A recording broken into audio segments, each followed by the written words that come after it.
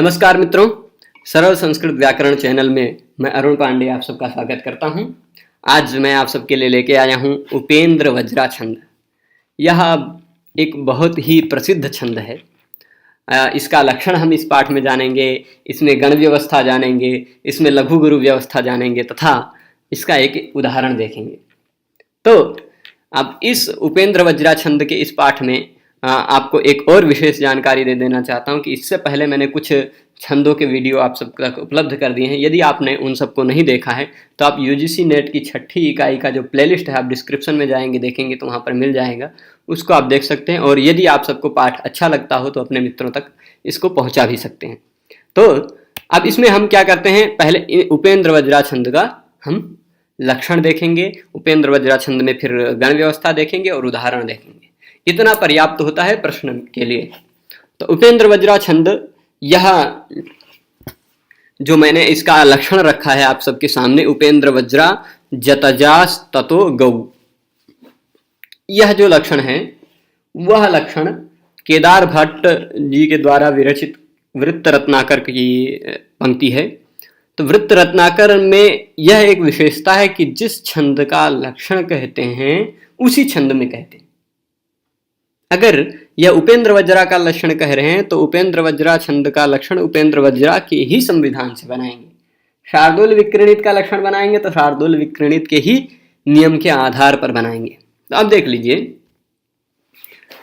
उपेंद्र वज्रा छंद कब होता है? उपेंद्र वज्रा तब होती है छंद जब जतजाह, जतजाह मतलब जगण तगण जगण, जतजाह जब जगण तगण जगण होता है फिर ततो गौ, उसके तुरंत बाद ततः गौ हो, यानी दो गुरु हो।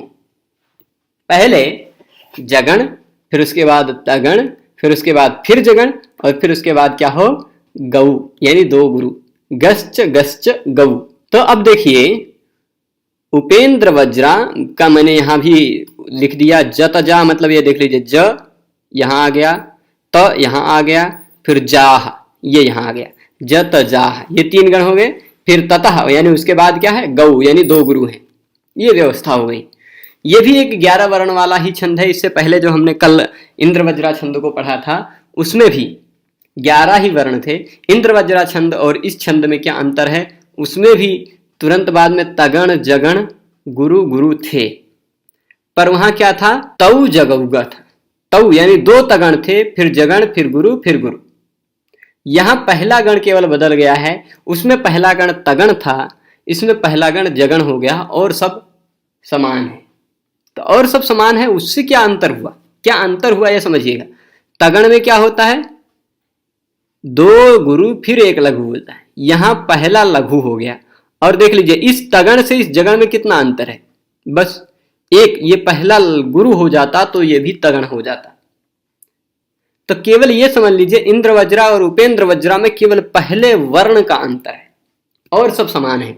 इंद्र वज्रा छंद का देखेंगे तो यहाँ तगण था, इस जगह पर तगण था, ये जो जगण है, तो तगण यानी गुरु गुरु और फिर लघु होता है, यहाँ लघु गुरु लघु हो गया, यानी पहला वर्ण केवल बदला है और सब कुछ इंद्र वज्रा की तरह ही है। तो वहां तऊ यानी दो तगण थे, फिर जगौ गह। तो अब देखिए, इसका मैं उदाहरण बताता हूं। उदाहरण जानने से पहले मैंने एक चीज और भी बताई है कि जिस छंद का लक्षण होता है उसी छंद में होता है।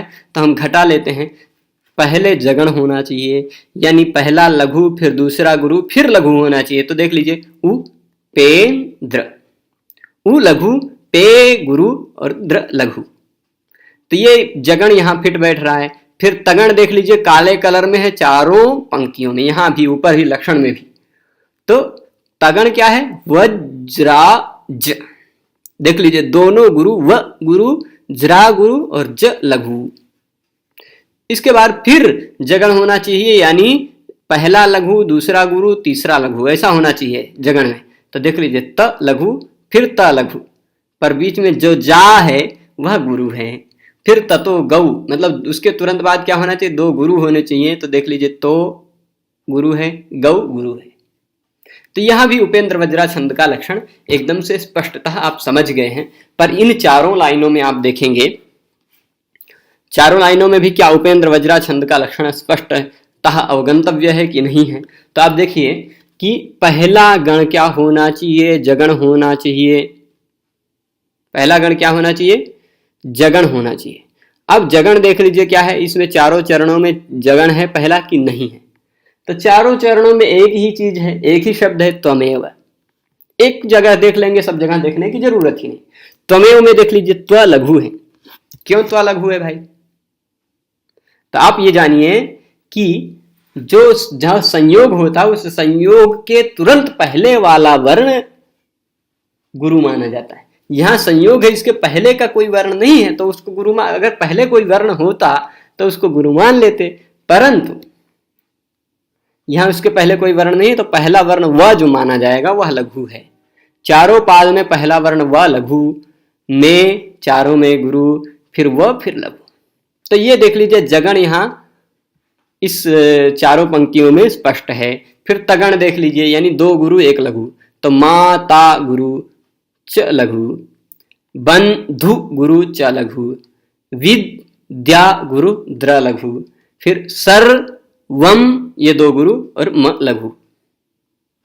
फिर उसके बाद फिर जगण होना चाहिए, यानी लाल कलर में मैंने जगण को रखा है, तो देख लीजिए यानी दोनों किनारे वाले लघु, बीच का गुरु, तो पी लघु, ता गुरु, त्व लघु, फिर स लघु, खा गुरु और त्व लघु, फिर उसी तरह वि लघु, णम गुरु और त्व लघु, फिर म लघु, दे गुरु और व लघु। तो इस तरह से चारों चरणों में हमने ये भी देख लिया कि जगण भी स्पष्ट है। अब दो गुरु होने चाहिए, देख लीजिए में और दे, चारों ये गुरु है। यहां चारों चरणों का अंतिम वर्ण व लघु दिख रहा है, पर पाद का अंतिम वर्ण व पादांतो गुरुज्ञ। पाद का अंतिम वर्ण आप गुरु मान सकते हैं विकल्प से, और दूसरी तरह से भी मैं बता देता हूं। इस पहले पाद का अंतिम वर्ण क्या है, गुरु माना जा सकता है दो तरह से। एक तो पाद का अंतिम वर्ण है इसलिए, और दूसरा कि उसके तुरंत बाद संयोग है, तो इस आधार पर भी ये वा गुरु माना जा सकता है। यह पाद का अंतिम वर्ण है, इसके तुरंत बाद संयोग है। यह भी पाद का अंतिम वर्ण है, पर इसके तुरंत बाद संयोग है। दोनों आधारों पर भी गुरु माना जा सकता है, पर यहां तो वही एक ही आधार रहेगा कि पाद का अंतिम वर्ण गुरु मानना चाहिए। तो अब इस तरह से हमने क्या किया, उपेंद्र वज्रा छंद का एक लक्षण जाना। उपेंद्र वज्रा छंद का यदि आप पूछ लेता है प्रश्न, ऐसा भी पूछ सकता है, उपेंद्र वज्रा छंदसः लक्षणम किम, तो पूरा श्लोक पूरा लाइन आपको नहीं देगा, उपेंद्र वज्रा जतता ततो गो, ऐसा पूरा दे देगा तब तो आप पहचान ही जाएंगे। तो केवल ऐसे दे देगा जगण तगण जगण गुरु गुरु, ये किस छंद का लक्षण है, या ऐसे ISI SSI ISI SS ऐसा लिख के दे देगा, ये किस छंद का लक्षण है। तो ये भी आपको पहचानना पड़ेगा कि ISI यानी जगण है, ज भा न, ये जगण है। तो इस तरह से गण व्यवस्था आप पहचान के रखेंगे तो आप आराम से उपेंद्र वज्रा छंद को सही कर पाएंगे। और उपेंद्र वज्रा छंद की यह विशेषता है कि इंद्र वज्रा छंद की तरह ही पूरा नियम चलता है, पहला वर्ण केवल लघु हो जाता है। 11 वर्ण का छंद है, पहला वर्ण चारों चरणों में लघु मिल जाएगा, यह उपेंद्र वज्रा छंद हो जाएगा। तो इस तरह से हमने आज के इस पाठ में उपेंद्र वज्रा छंद को पढ़ा। पूरा पाठ यदि आप सबको अच्छा लगा हो तो आप अपने मित्रों तक पहुंचाएं और ज़्यादा से ज़्यादा लोग इस छंद के बारे में जान पाएं, ऐसी व्यवस्था करें। पूरा पाठ देखने के लिए धन्यवाद।